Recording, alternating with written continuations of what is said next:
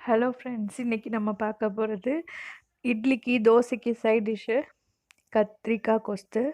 அதுக்கு என்னென்ன பொருள் தேவைன்னு பார்க்கலாம். இப்போ நான் ஒரு கடாயில் நல்லெண்ணெய் ஊற்றிருக்கேன். 4 வரமிளகா தாளிக்கிறதுக்கு எடுத்திருக்கேன். வரமிளகா நல்லா காஞ்சதுக்கப்புறமா எண்ணெயில் காஞ்சதுக்கப்புறமா நான் கடுகு கொஞ்சம் போட்டிருக்கேன். கடுகு நல்லா பொரிஞ்சதுக்கப்புறமா கடலைப்பருப்பு 1 டீஸ்பூன், உளுத்தம்பருப்பு 1/2 டீஸ்பூன் எடுத்திருக்கேன். இதையும் இதில் போட்டு நல்லா பொரிய வச்சுக்கணும். கருக விடாமல் பார்த்துக்குங்க. இது நல்லா பொரிஞ்சதுக்கப்புறமா நான் ஃபஸ்ட்டு கத்திரிக்காவை பொடி பொடியாக நறுக்கி வச்சுருக்கேன். நான் ஒரு 3 கத்திரிக்காய் எடுத்திருக்கேன்.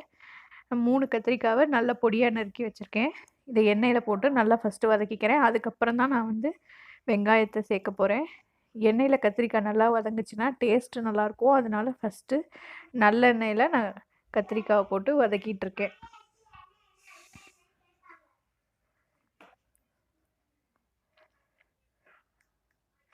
கத்திரிக்காய் நல்லா ஒரு 3/4 வேக்காடு வெந்ததுக்கப்புறமா நான் பொடியாக நறுக்கி வச்சுருந்தேன் சின்ன வெங்காயத்தையும் இதோட போட்டு நல்லா வதக்கி எடுத்துக்கிட்டேன்.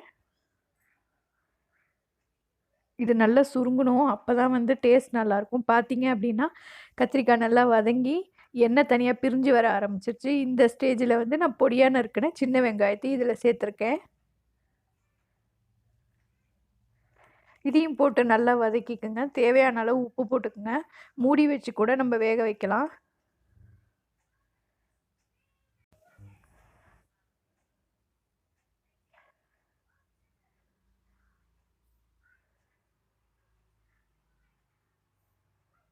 இதெல்லாம் போட்டு வதக்கிட்டு மூடி வச்சு வேக வச்சுட்டேன் நான் கொஞ்ச நேரம். இப்போ பார்த்தீங்கன்னா நல்ல கலர் சேஞ்ச் ஆகிருக்கு, நல்லா சுருங்கியிருக்கு. இந்த ஸ்டேஜில் நான் மஞ்சள்தூள் சேர்க்க போகிறேன். ஒரு 1/4 டீஸ்பூன் மஞ்சள்தூள் சேர்த்துக்குங்க. ஒரு டீஸ்பூன் மிளகாத்தூள் சேர்த்துக்குங்க. நம்ம சாம்பார் பொடி சேர்க்க போகிறதுனால கொஞ்சமாக மிளகாத்தூள் போட்டால் போதும். ஸோ நான் சின்ன ஸ்பூனில் 1 ஸ்பூன் மிளகாத்தூள் போட்டிருக்கேன். சாம்பார் பொடி ஒரு 3 ஸ்பூன் போட்டுக்கிட்டேன். புளி நல்லா ஊற வச்சுட்டேன் ஏற்கனவே. ஸோ புளியை ஃபஸ்ட்டு கரைச்சி ஊற்றி இதை கொதித்ததுக்கப்புறம் தான் நான் சாம்பார் பவுடர் போட்டேன். அப்போ தான் அந்த வாசனை நல்லாயிருக்கும். அதனால ஃபஸ்ட்டு புளி தண்ணியை ஊற்றி இது நல்லா கொதித்து சுண்டி வரும்போது நம்ம சாம்பார் பொடி போட்டோம் அப்படின்னா டேஸ்ட்டு சூப்பராக வரும். உங்களுக்கு திக்காக வேணும்னா நீங்கள் திக்காகவும் வச்சுக்கலாம். தண்ணியாக வேணும்னா தண்ணியாகவும் நம்ம புளி தண்ணியோ இல்லை நார்மல் தண்ணியோ வச்சு கூட நம்ம கிரேவி மாதிரி வச்சு சாப்பிட்லாம். சட்னி மாதிரி திக்காக வச்சு சாப்பிடலாம். நான் பார்த்தீங்க அப்படின்னா ஒரு செமியாக இருக்கும்போது தான் எடுத்துக்கிட்டேன். இப்போ தேவையான அளவு கருவேப்பிலை போட்டிருக்கேன்.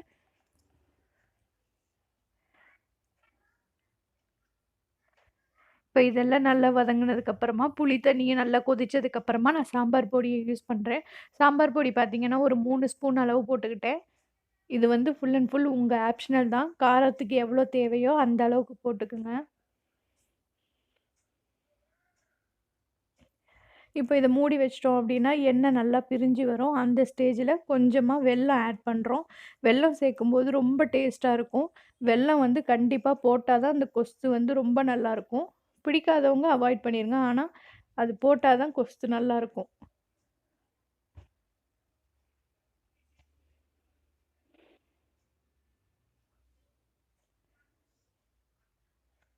வெல்லம் உங்களுக்கு நிறைய இனிப்பு வேணும்னா நீங்கள் நிறைய போட்டுக்கலாம். கொஞ்சமாக வேணும்னா கொஞ்சமாக போட்டுக்கலாம். நான் இப்போ ஃபஸ்ட்டு துருவி வச்சுட்டு எனக்கு தேவையான அளவு போட்டுக்கிறேன். ஃபஸ்ட்டு கொஞ்சமாக போட்டு டேஸ்ட் பார்த்துட்டு பத்தலைன்னும் போது இன்னும் கொஞ்சம் போட்டுக்கலாம் அப்படின்னு சொல்லிட்டு எடுத்து வச்சுருக்கேன்.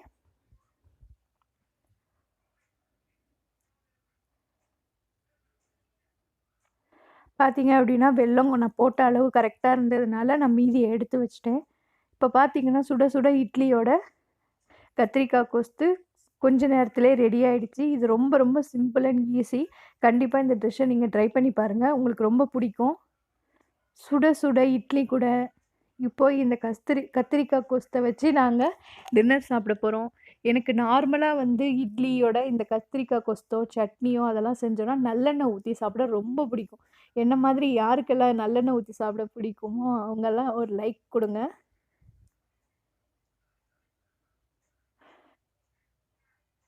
தேங்க்யூ.